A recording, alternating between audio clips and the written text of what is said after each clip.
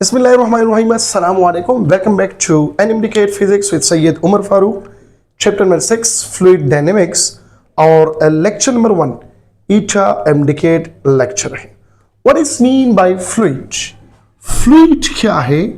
Anything which have ability to flow. Anything which have ability to flow, इसको हम कहते हैं फ्लूइड. ठीक है. फिर फ्लूइड के टाइप्स कितने हैं? दो किस्म के टाइप्स हैं. एक को हम कहते हैं फ्लूइड स्टैटिक. देखो टाइप्स ऑफ फ्लूइड में नंबर फर्स्ट है फ्लूइड स्टैटिक, और एक को हम कहते हैं fluid dynamics. So what is mean by fluid static? Fluid static क्या है? The study of fluid and their properties in state of rest is known as fluid static. और इसमें हम सिर्फ एक चीज जो है वो डिस्कस करते हैं, एक चीज की प्रॉपर्टीज हम मालूम कर सकते हैं, that is hydrostatic. Hydro mean water, लेकिन जनरली इसको हम कंसिडर करते हैं कि ये लिक्विड है. ठीक है. The study of liquid and their properties in state of rest is known as hydrostatic, या हम लिख सकते हैं फ्लूइड स्टैटिक. एरोस्टैटिक कभी भी हम नहीं ले सकते क्योंकि एयर हमारे पास रेस्ट में नहीं हो सकते. क्लियर होगी बात? नाउ फ्लूइड डायनेमिक्स जो चैप्टर का नाम भी है, तो फ्लूइड डायनेमिक्स में दो चीजें हम स्टडी करते हैं. क्या क्या? हाइड्रो डायनेमिक्स और एरो डायनेमिक्स. ये जनरल हम डिस्कस करते हैं. The study of water and the study of liquid and their properties in state of motion. और यहां पर the study of air and their properties, तो एयर में सारे गैसेस आ गए. ठीक है. इसलिए यहां पर the study of air and their properties in state of motion. Dynamics mean motion, तो इसको हम कहते हैं एरोडायनेमिक्स. अगर लिक्विड आ गया तो फिर इसको हम कहते हैं क्या? हाइड्रोडायनेमिक्स कहते हैं. क्लियर होगी बात? Path followed by a fluid is known as layer. Layer किसे कहते हैं? Path followed by a fluid. Path followed by a fluid is called layer. यहां पे मैंने लिखा है स्टार्ट में anything which have ability to flow. What is flow? ये फ्लो क्या होता है? What is mean by flow? The continuous motion of particles of a medium is known as flow. The continuous motion of particles of a medium is called flow. Clear होगी बात? तो fluid में gases आ सकते हैं, liquid आ सकते हैं, plasma आ सकते हैं, और एक और चीज जो आप लोगों के बुक में लिखा हुआ है, ठीक है, बुक का सेंटेंस है, up to some extent plastic solid भी आ सकते हैं. प्लास्टिक सॉलिड्स, ठीक है, ये फ्लूइड का एक टाइप है जिसको हम एक सूडो सॉलिड भी कह सकते हैं. ये बात याद रखिए. ठीक है, बहुत इंपॉर्टेंट है. फ्लूइड में एक तो आ गया लिक्विड, जो आप भी जानते हैं, हम भी जानते हैं. Number 2 gases. Number 3 plasmas, and number 4 up to some extent जिसको हम कहते हैं प्लास्टिक सॉलिड्स. क्लियर? इस प्लास्टिक सॉलिड्स को हम क्या कहते हैं, सूडो सॉलिड भी कह सकते हैं। क्या कह सकते हैं, सूडो सॉलिड भी कह सकते हैं। ठीक है, तो ये फ्लूइड्स है। अब यहां पर फ्लूइड का अपना एक रेजिस्टेंस होता है। ठीक है, जैसा हमने इनर्शिया पढ़ा है, मोमेंट ऑफ इनर्शिया पढ़ा है, इसी तरह हम यहां पर भी रेजिस्टेंस पढ़ेंगे जिसको हम कहते हैं विस्कोसिटी। ठीक है, viscosity. What is mean bye viscosity? Viscosity क्या बला है? अपोजिशन है, अपोजिशन ऑफ व्हाट, या resistance of flow is called viscosity. क्या है? इसके सामने हम लिख सकते हैं कि ये क्या है, रेजिस्टेंस है। Resistance of flow is called viscosity. क्या है? Resistance of flow is called viscosity. अब उर्दू में इस विस्कोसिटी को हम कहते हैं गाढ़ापन। क्या कहते हैं इसको हम? गाढ़ापन। एंड पुश्तो में इसको हम कहते हैं टिंगवाले। ठीक शो?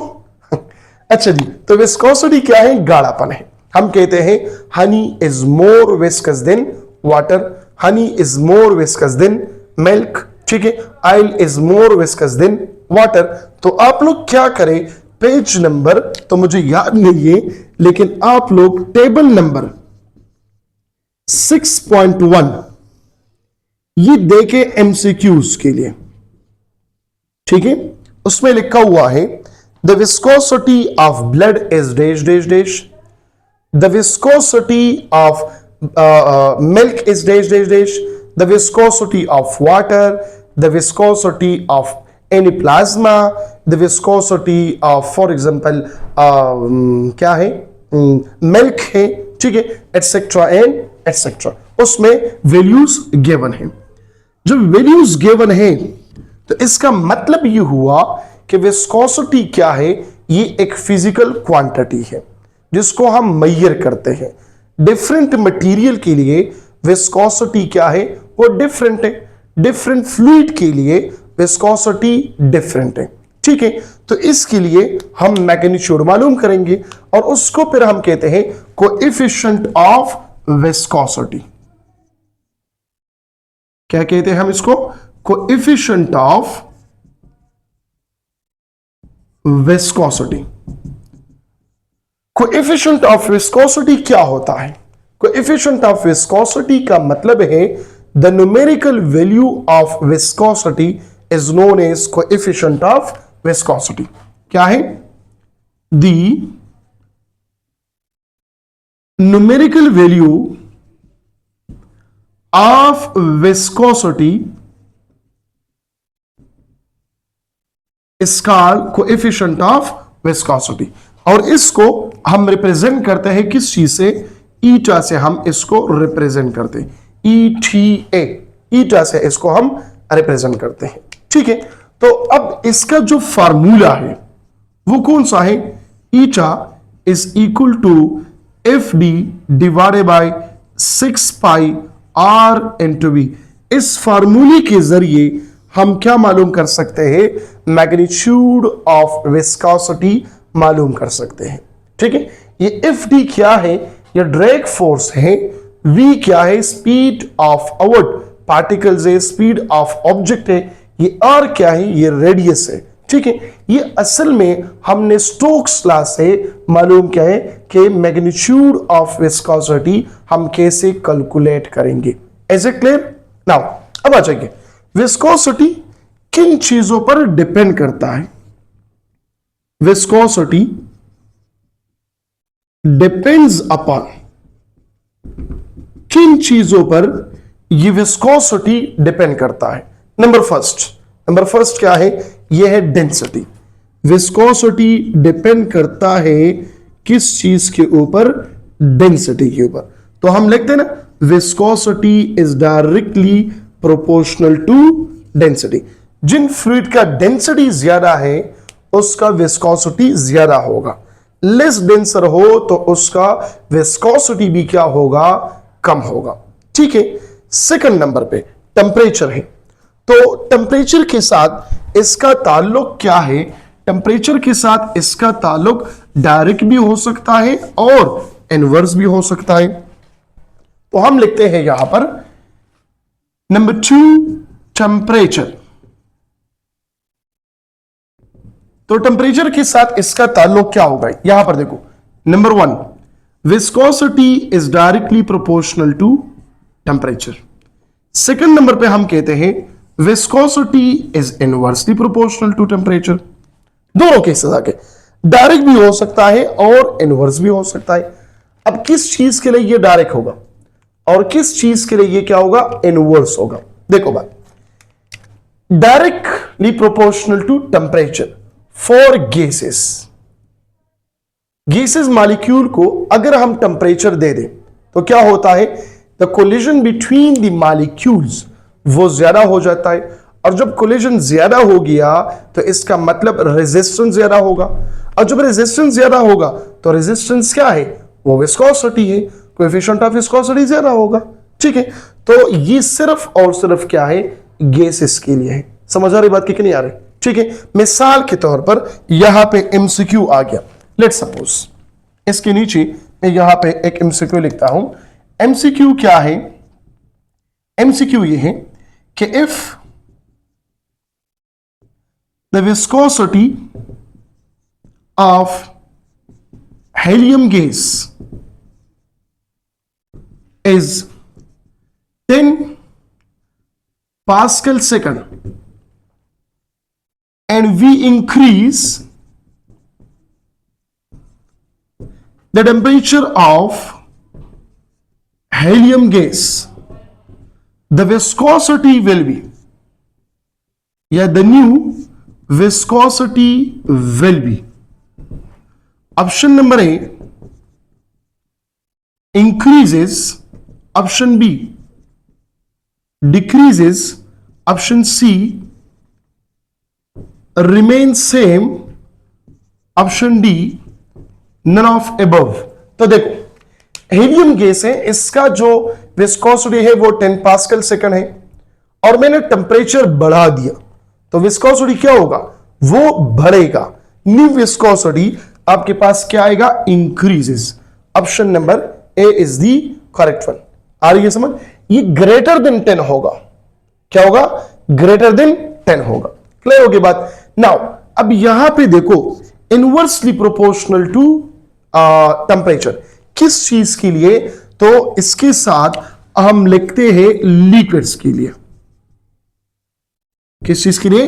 लिक्विड्स के लिए। For any type of liquid, ठीक है, viscosity is inversely proportional to temperature. Temperature के इंक्रीज से विस्कोसिटी क्या होगा? डिक्रीज होगा। ये बात याद रखिए। क्यों? आप लोग देखें ना, ये ऑयल जो होता है या घी होता है, ठीक है, या इसको भी छोड़े, इस सिंपल पानी ले ले आप, ठीक है, इसको आप फ्रिज में रखे, फ्रीजर में रखे, आपने टेम्परेचर क्या किया? डिक्रीज किया। तो टेम्परेचर की डिक्रीज से उस पानी से क्या बनता है? सॉलिड बन जाता है। ठीक है, या टेम्परेचर को इंक्रीज करें, टेम्परेचर को क्या करें? देखो आपने टेम्परेचर को डिक्रीज किया तो विस्कोसिटी बढ़ गया, उससे क्या बना? उससे सॉलिड बन गया। अब इसका टेम्परेचर हम इंक्रीज कर दे पानी के तो विस्कोसिटी डिक्रीज होता है। क्यों? उस पानी से वो क्या बन जाते हैं? वेपर्स बन जाते हैं। ठीक है, और वेपर्स में आप लोग कहते हैं कि वेपर्स में जो अपोजिशन होता है, रेजिस्टेंस होता है, वो कम होता है एज कंपेयर ऑफ लिक्विड। ठीक है, so for liquid temperature increase से विस्कोसिटी डिक्रीज, और टेम्परेचर के डिक्रीज से विस्कोसिटी क्या होगा? इंक्रीज होगा। क्लियर हो गई बात? तो ये विस्कोसिटी, कोएफिशिएंट ऑफ विस्कोसिटी किन चीजों पर डिपेंड करता है? नाउ अगर यूनिट्स की तरफ हम आ जाएं तो यूनिट्स पे आ जाए। यूनिट्स नंबर फर्स्ट जो एसआई यूनिट है, एसआई या स्टैंडर्ड यूनिट, वो क्या है?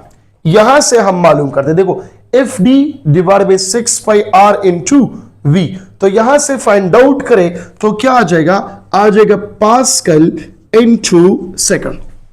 अब ये पास्कल सेकंड कैसे आता है? देखो गौर से, F D divide by 6 pi R into V. F का यूनिट क्या है? यह है न्यूटन, 6 पाई का तो यूनिट है नहीं, आर का यूनिट है मीटर, वेलोसिटी का मीटर पर सेकंड, तो मीटर स्क्वायर और सेकंड ऊपर गया। अब देखो न्यूटन पर सेकंड स्क्वायर, ठीक है, न्यूटन पर मीटर स्क्वायर, सॉरी, न्यूटन पर मीटर स्क्वायर ये बराबर है पास्कल की, और ये सेकंड अपने जगह पर। तो न्यूटन सेकंड पर मीटर स्क्वायर ये किस चीज का यूनिट है? ये आ गया कोएफिशिएंट ऑफ विस्कोसिटी का।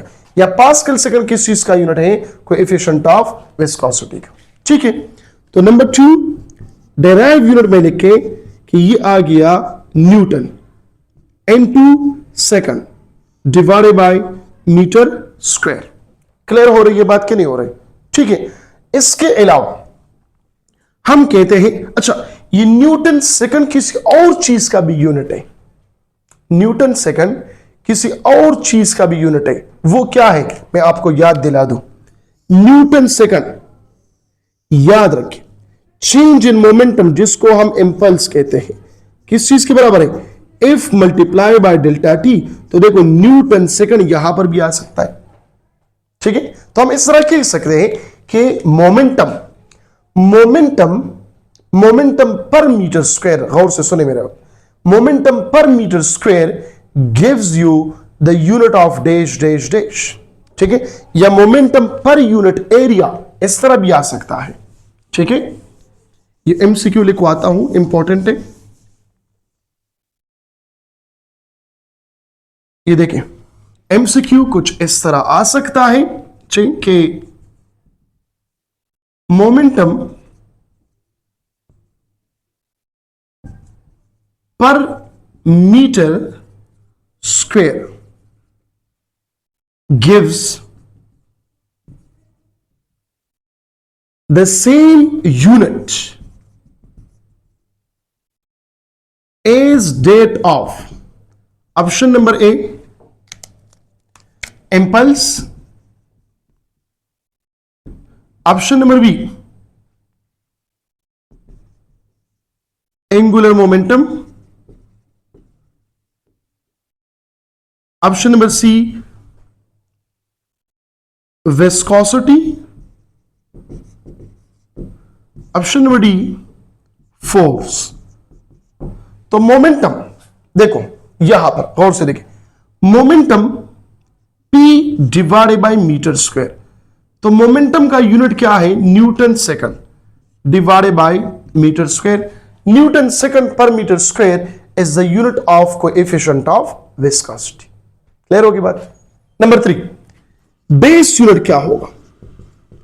न्यूटन बराबर है किलोग्राम मीटर पर सेकंड स्क्वायर और multiply by second divided by metre square. गौर से देखें, ये स्क्वायर यहां पर खत्म हो जाएगा और ये स्क्वायर इसके साथ खत्म, तो आगे किलोग्राम पर मीटर पर सेकंड, किलोग्राम पर मीटर पर सेकंड। इससे आगे क्या? ये आगे बेस यूनिट आ गया। जब बेस यूनिट आ गया तो हम डायमेंशन को इजीली मालूम कर सकते हैं, क्योंकि डायमेंशन हमेशा के लिए हम बेस यूनिट से निकालते। तो डायमेंशन क्या होगा? किलोग्राम की जगह आ जाएगा m, L power -1 T power -1 is the dimensional formula of what? Coefficient of viscosity. Clear होगी बात? नाउ CGS सिस्टम में इसका यूनिट क्या होगा? CGS को हम कहते हैं गॉसियन सिस्टम। तो बच्चे गॉसियन सिस्टम में या CGS सिस्टम में इसका यूनिट क्या होगा? जिसको हम कहते हैं पॉइस। क्या कहते हैं? इसको हम पॉइस कहते हैं। क्लियर होगी बात? पॉइस या इसके अलावा क्या कहते हैं? देखो न्यूटन सेकंड पर मीटर स्क्वायर, तो इसको हम लिख सकते हैं न्यूटन की जगह डाइन, सेकंड अपने जगह पर, और मीटर स्क्वायर की जगह आ जाएगा क्या? Centimetre square. क्लियर होगी बात? या इसको हम लिख सकते हैं कि ये पॉइस बराबर है किलोग्राम की जगह आ जाएगा ग्राम, मीटर की जगह आ जाएगा सेंटीमीटर, और सेकंड अपनी जगह पर आ गया। समझिए बात की? जिस तरह हम कहते हैं ना, पास्कल सेकंड बराबर है न्यूटन सेकंड पर मीटर स्क्वायर, और ये बराबर है किलोग्राम पर मीटर पर सेकंड। इसी तरह ये पॉइस बराबर है डाइन सेकंड पर सेंटीमीटर स्क्वायर, और ये बराबर है किस चीज के? ग्राम पर सेंटीमीटर पर सेकंड। क्लियर होगी बात। और हम कहते हैं कि 1 पॉइस या 1 पास्कल सेकंड ये बराबर है 10 पॉइस के बराबर है। तो 1 पॉइस किस चीज के बराबर हुआ? 1 पॉइस बराबर हुआ 10 पावर -1, या हम लिख सकते हैं 0.1 into पास्कल सेकंड। ठीक है, ये अपने साथ याद रखें। ये 10 यहां पर आ जाएगा तो 1/10 होगा, और इससे आ जाएगा क्या? 0.1 आएगा। क्लियर हो गई बात। इस तरह भी आ सकता है, या इस तरह भी चांस है। आप लोगों की बुक में तो यही मेंशन है, लेकिन चांस इस तरह भी है कि 1 पास्कल सेकंड ये बराबर है 10 dyne into second divided by centimetre square. या इस तरह भी आ सकता है 10 ग्राम पर सेंटीमीटर पर सेकंड। तो हर एंगल से टॉपिक को देखना होगा, हर एंगल से इसको क्लियर करना होगा। क्लियर हो गई बात। तो ये आ गया विस्कोसिटी, कि विस्कोसिटी क्या है, कोएफिशिएंट ऑफ विस्कोसिटी क्या है, किन चीजों पर डिपेंड करता है, यूनिट्स क्या है, और इसका डायमेंशन क्या है। क्लियर हो गई बात। तो ये आ गया लेक्चर नंबर 1 विस्कोसिटी पर। इंशाल्लाह अगला जो लेक्चर होगा वो होगा drag force and Stokes theorem या स्टोक्स लॉ। अपना बहुत सारा ख्याल रखिएगा। Thank you so much. Allah Hafiz.